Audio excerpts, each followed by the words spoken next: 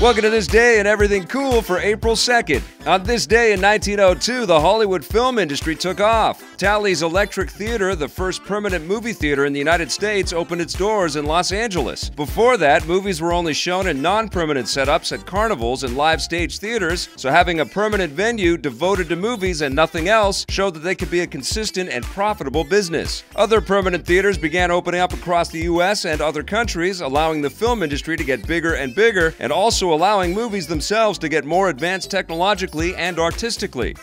One movie that's always worth seeing on the big screen opened on April 2nd, 1968. Stanley Kubrick's science fiction opus 2001: A Space Odyssey debuted across the United States. The film explores the evolution of humanity as we take our first steps into outer space, telling a mind-bending story that unfolds in 4 distinct acts tied together by a strange monolith, apparently of extraterrestrial origins. 2001 was one of the most expensive movies ever made at the time, pioneering the use of models and miniatures to create realistic visuals that still look good to this day. The ambiguity of the film's story and themes, particularly its trippy final act, continues to perplex audiences and makes it a ripe subject for cinematic and scientific debate to this day. Perhaps because of its ambiguity, 2001 wasn't a smash hit when it first came out, but has now established itself as one of the most important and influential movies ever made. I don't think I've ever seen anything quite like this before.